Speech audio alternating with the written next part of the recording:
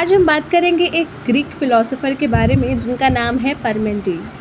ये फ़िलासफ़र इलिया नाम के एक ग्रीक सिटी से थे, यानी कि जो इनका होम टाउन था उसको आप इलिया कह सकते हैं कि वहाँ से ये बिलोंग करते थे। ग्रीक शहर का नाम था, शहर के अंदर भी सब डिविजन्स होते हैं ना, तो वहाँ पर इलिया नाम की जगह से ये बिलोंग करते थे।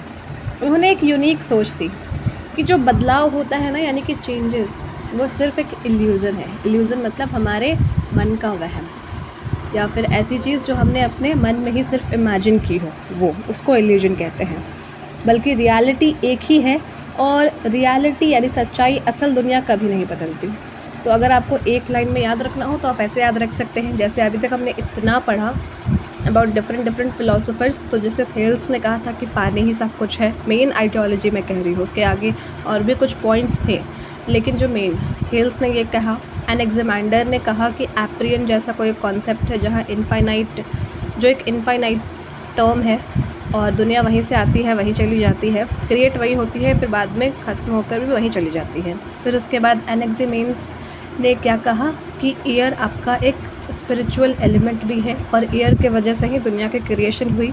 उसके बाद आए पाइथागोरस। पाइथागोरस ने क्या कहा कि यूनिवर्स नंबर्स के अलग अलग रेशियो पर चलती है, यानी universe is a harmony of numbers, वो। फिर उसके बाद हेराक्लिटस ने क्या कहा, वो जो इंटरनेट पर हम काफ़ी पॉपुलर लाइन सुनते हैं, change is the only constant thing.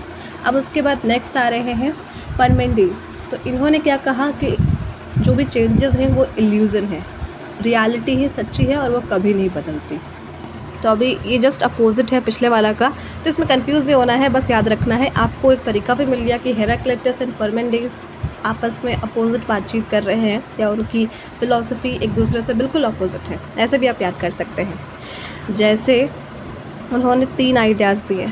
Being is one, यानी कि जो हम जीव हैं वो एक ही हैं, मतलब रियलिटी एक ही है, वो इटर्नल और अनचेंजिंग है। इसका एक्सप्लेनेशन कि एग्जिस्टेंस रियलिटी की एक है, नाम आप उसको बीइंग इज़ वन भी कह सकते हैं, लेकिन इसका एक्सप्लेनेशन वही जाएगा कि रियलिटी एक है, वो चेंज नहीं होती है, दैट इज़ अनचेंजिंग। फिर दूसरा है रिजेक्शन ऑफ चेंज। उनके हिसाब से, जैसा कि हमने पहले भी डिस्कस किया, कि जो चेंजेस होते हैं ना वो हमारे सिर्फ परसेप्शन में होते हैं, यानी हमारे माइंड के अंदर होते हैं। दुनिया वैसी की वैसी ही होती है, बस हम अपने माइंड में चीज़ें चेंज करते हैं, थॉट्स चेंज करते हैं, इसलिए। फिर तीसरी बात क्या कही उन्होंने, यूनिटी ऑफ रियलिटी, मतलब कि दुनिया में अलग अलग चीज़ें दिख रही हैं लेकिन सच्चाई में सब एक ही रियलिटी का हिस्सा है। अब इसको कैसे समझेंगे, इसको आप एक एग्जाम्पल लेकर समझ सकते हैं कि आप एक शहर में रहते होंगे या फिर शहर के एक बहुत खूबसूरत से गांव में रहते होंगे जो शहर के किनारे होगा या उसके थोड़ा दूर होगा। तो ऐसे देखने में या बातचीत में तो हम लोग कहते हैं ना कि हम यहाँ रहते हैं इस खूबसूरत से गांव में या फिर इस खूबसूरत से शहर में, लेकिन ये तो सिर्फ बातचीत के लिए, बोलने के लिए नहीं। अगेन हमारी माइंड का ही सारा कुछ गेम है कि जो चेंजेस भी हो रहे हैं, हमें दुनिया अच्छी लगती है कभी, दैट्स जस्ट बिकॉज हमारा माइंड उस समय बहुत अच्छा फील कर रहा होता है। अगर हमें चीज़ें बहुत बेकार भी लगती हैं तो उस समय अगेन आपके थॉट्स, यानी आपके माइंड में जो भी थॉट्स हैं वो नेगेटिव डायरेक्शन में जा रहे हैं, इसलिए आपको दुनिया बेकार लगने लगती है।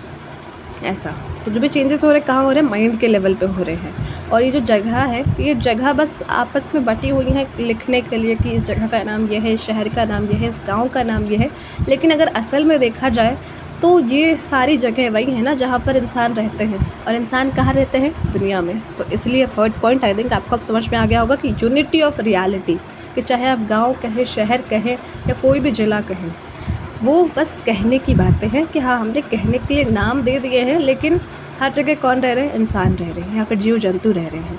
तो वहाँ पर लाइफ एग्जिस्ट कर रही है ना, तो जहाँ पर भी लाइफ एग्जिस्ट करती है उसी को रियलिटी कहते हैं। नाम दे देने से उसका कोई मतलब नहीं बदलता, कि डिफरेंस नहीं होता। चाहे इंडिया में कोई हो, इंग्लैंड में कोई हो, लंदन में कोई हो, हर जगह लाइफ एग्जिस्ट करती है ना।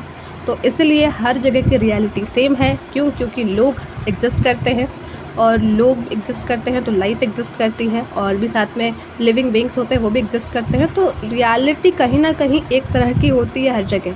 हमारा परसेप्शन डिटरमाइन करता है कि हम उसे अच्छे तरीके से देख रहे हैं या फिर नहीं, या फिर हम ऐसा देख रहे हैं कि दुनिया में चेंज हो रहा है, वो हमारा परसेप्शन में चेंज आता है। घर तो वैसा ही होता है, जो स्ट्रक्चर है घर का वो भी सेम होता है, चेंजेस होते रहते हैं हमारे माइंड में, इसलिए हमें चीज़ें अच्छी भी लगती हैं, कभी कभी अच्छी नहीं भी लगती हैं। That's all about it.